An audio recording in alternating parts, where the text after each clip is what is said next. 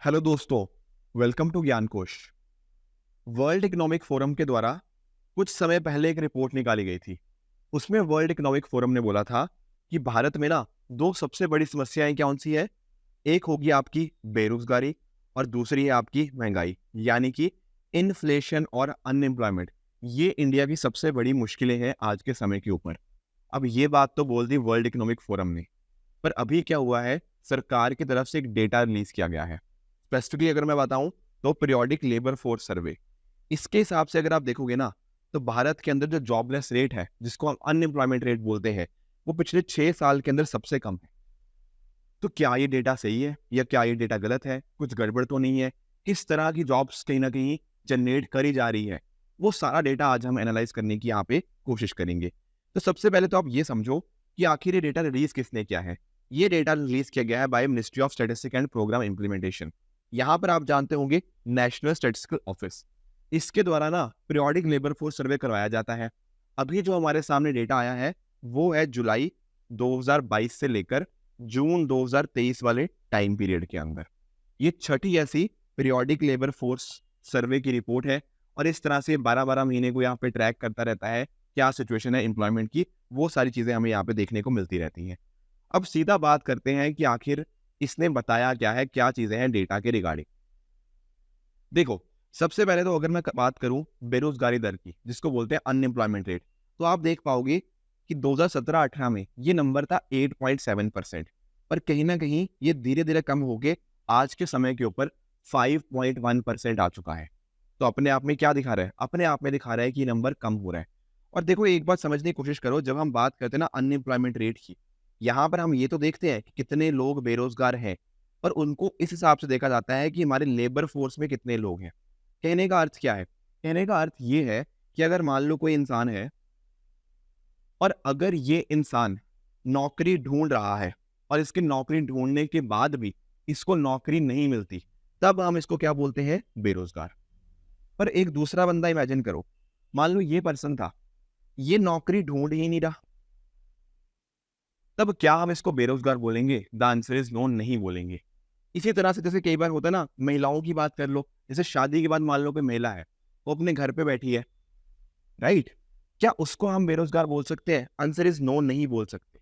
Reason being यही है कि हम काउंट ही उन लोगों को करते हैं जो कहीं ना कहीं ये काम करने की यहाँ पे जो काम कर रहे हैं। समझिए इस बात को। तो ऊपर यहाँ पे अनएम्प्लॉयमेंट रेट में क्या आ जाएगा? जो काम ढूंढ रहे हैं पर उनको काम मिल नहीं रहा। नीचे लेबर फोर्स में क्या जाते हैं? वो लोग जो या तो काम कर रहे हैं या फिर जो काम ढूंढ रहे हैं। बस वो लोग नहीं यहाँ पे काउंट होते जो काम ढूंढ ही नहीं रहे। Getting it? तो इस वजह से नंबर हमें देखने को मिलेगा कि अनएम्प्लॉयमेंट रेट पिछले 5 साल में हमें कम होता हुआ देखने को मिल रहा है। थोड़े से और नंबर देखो, जैसा मैंने बताया ना, लेबर फोर्स पार्टिसिपेशन रेट, उन लोगों का जिनकी उम्र 15 साल से ऊपर है, तो ये भी एक हमें इंक्रीजिंग ट्रेंड देखने को मिलेगा। 48 से ये नंबर 54 हो चुका है। तो इसमें क्या ये अच्छी बात है, बुरी बात है? देखो, ये एक अच्छी बात हम यहाँ पे कह सकते हैं, क्योंकि आप नोटिस करो, ये किन लोगों को डिनोट कर रहा है? वो लोग जो या तो काम कर रहे हैं किसी भी जगह के ऊपर, या फिर कहीं ना कहीं वो काम ढूंढने की कोशिश कर रहे हैं। यानी कि 100 में से ना आज के टाइम लगभग 55 ऐसे लोग हैं जो काम कर रहे हैं, काम ढूंढ रहे हैं। बाकी 45 लोग तो वो हैं जो काम ढूंढ ही नहीं रहे या फिर काम करना ही नहीं चाहते।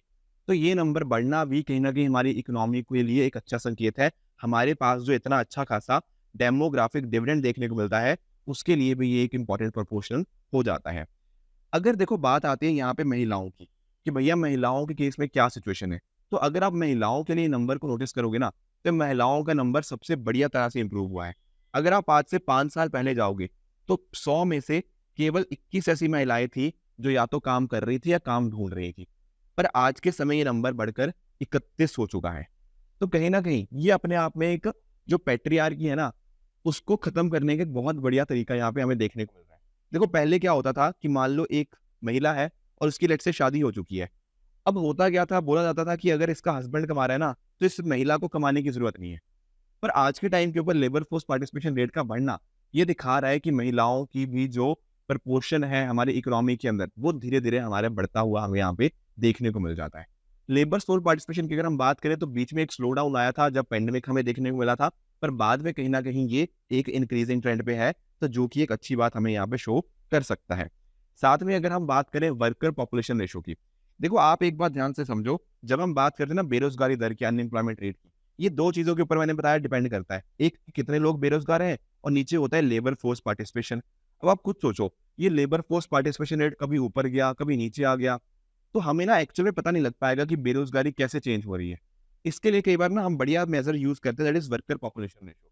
ये भी एक दूसरा तरीका होता है देखने का। कहने का पॉइंट क्या, कि किसी पॉपुलेशन के अंदर कितने लोग एक्चुअल में वर्किंग हैं, ये उस चीज़ को शो करता है। तो ये भी हमें इंक्रीज़ होता हुआ देखने को मिल रहा है। तो नंबर्स यहाँ पर भी ये चीज़ शो कर रहे हैं कि हाँ, एक्चुअल में लोग काम करते हुए एक अच्छा ट्रेडिशन, हमें अच्छा संकेत यहाँ पे देखने को मिल जाता है। सिमिलरली वर्कर पॉपुलेशन रेशियो महिलाओं की बात करो, तो यहाँ पर भी ये सारी चीज़ें बढ़िया है। तो यहाँ पर तक तो अभी तक अगर आपने ये टेबल समझा होगा ना, तो आपको लगा होगा कि हाँ जी, बिल्कुल सारी चीज़ें बढ़िया चल रही है। थोड़ा-सा मैं आपको और समझाता हूँ। जैसे फॉर एग्ज़ाम्पल आप इन नंबर्स की तरफ आओ, ये वाले नंबर्स ज़रा देखो। यहाँ पर हमें पता क्या देखने को मिलता है, कि जो नई नौकरियाँ कहीं न कहीं आई हैं, नई नौकरियाँ जो जनरेट हो रही हैं, वो किस तरह की जनरेट हो रही हैं, साथ ही साथ उन्हें पैसा कितना मिल रहा है। फॉर एग्ज़ाम्पल मैं आपको समझाता हूँ, जो लोग खुद अपने आप अपनी एम्प्लॉयमेंट है, किसी भी तरह से सेल्फ एम्प्लॉयड है, इनका अगर आप नोटिस करो ना, तो एवरेज 1 महीने की इनकी सैलरी हो रही थी या इतना कमा रहे थे, कितना 12,000 के आस-पास 2017-18 में। अभी 2022-23 में कितना कमा रहे हैं? 13,000। अरे ये क्या हुआ? आज से 5 साल पहले 12,000 कमा रहे थे, अभी बस 13,000 कमा रहे, बस इतना ही। अरे देखो भैया, महँगाई की बात करो, हर साल जो महँगाई है बहुत तेज़ी से आगे बढ़ रही है। कभी आपने देखा ना पिछले सालों के अंदर 6%, 7%, 5% इस रेट में रही। तो भैया महँगाई बढ़ती जा रही है, सैलरी बढ़ी है, पर बिल्कुल ही कम बढ़ी है। सेम चीज़ आप बाकी जगह पे भी देख लो, कैजुअल वेज पहले 7,000 होती थी, अब वो 8,000 के आस-पास है, उससे भी कम ही है। रेगुलर वेज वाले जो काम करते हैं, वो कहीं न कहीं 19,000 साढ़े 19,000 था, आज वो 20,000 के आस-पास है। तो कहने का पॉइंट क्या है, जो हम बात करते हैं ना कि भैया जो गरीब इंसान था ना, वो और गरीब हो गया है। वो इसीलिए हुआ है, क्योंकि जिस रेट के ऊपर महँगाई बढ़ रही है और जिस रेट के ऊपर उनके सैलरी या उनकी आमदन बढ़ रही है, वो सामने ही नहीं है। महँगाई बहुत तेज़ी से ऊपर जाती जा रही है, पर सैलरी के अंदर बिल्कुल मार्जिनल इंक्रीज़ हमें यहाँ पे देखने को मिला है।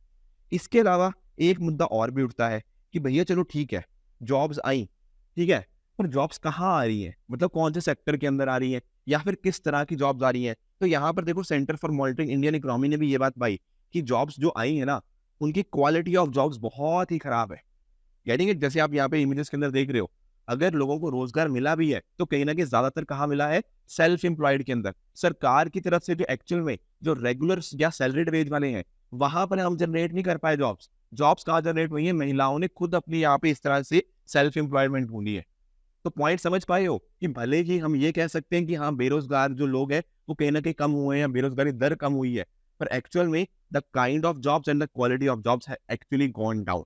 नॉर्मली पता क्या होना चाहिए? अगर जैसे मान लो हमारी जीडीपी 6% 7% से बढ़ रही है, ऊपर जा रही है, तो हम सोचेंगे यार बिज़नेसेस आगे बढ़ रहे होंगे, बिल्कुल ठीक बात है। और बिज़नेस आगे बढ़ेंगे, तो कहीं न कहीं वो सैलरीड वेज वाले या रेगुलर वेज वाले, उनको यहाँ पे ज़्यादा रोज़गार देंगे और एक्चुअल में होना भी ऐसा ही चाहिए। पर इंडिया में ऐसा नहीं हो रहा।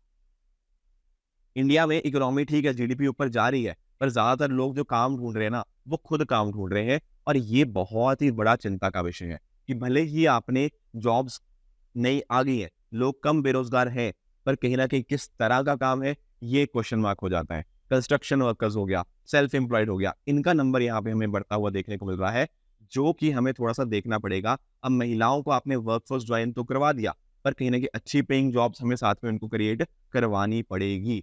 जब इकोनॉमी स्ट्रगल करती है ना, तब जाके लोग कहीं न कहीं अपनी सेल्फ एम्प्लॉयड की तरफ जाते हैं, ना कि जब इकोनॉमी अच्छी चल रही हो। इकोनॉमी अच्छी चल रही हो तो कहीं न कहीं सैलरीड वेज वाले बढ़ेंगे, पर यहाँ पर इंडिया में ये सिचुएशन थोड़ी-सी उल्टी हुई देखने को मिल जाती है। तो डेफिनिटली सरकार का ये डेटा है, थोड़ा-सा एनकरेजिंग ज़रूर है, बट कहीं न कहीं बाकी नंबर्स के ऊपर भी सरकार को ध्यान देना चाहिए, ताकि ये इंश्योर करा जा पाए कि आने वाले टाइम के अंदर हमारी जीडीपी तो बढ़े ही बढ़े, plus at the same time जो लोगों की ज़िंदगी है ना, वो भी बेहतर हो पाए, जिसको हम बोलते हैं ना ईज़ ऑफ लिविंग, वो भी साथ में होनी चाहिए, उनकी क्वालिटी ऑफ लाइफ। ये सारी चीज़ें अगर हम इंश्योर कर पाएँगे, तभी हम कहीं न कहीं जो हम बात करते हैं ना इनक्लूसिव ग्रोथ को इंश्योर कर पाएँगे। जो बात होती है ना कि हम सबके विकास के लिए काम करें, वो तभी हो पाएगा जब अच्छी जॉब्स यहाँ पे क्रिएट होंगी। तो क्वांटिटी भी ज़रूरी है जॉब्स की, but at the same time quality भी ज़रूरी है। तो आई होप आज के वीडियो से आप इस डेटा को अच्छे से समझ पाए होंगे कि आखिर ये डेटा कहता कैसा है। साथ ही साथ कुछ सजेशंस भी मिले होंगे, जो कहीं न कहीं आप अपने एग्ज़ाम्स के अंदर या वैसे भी अपनी लाइफ़ के अंदर डेफ़िनिटली उनको भी यूज़ कर पाओगे। Thank you so much.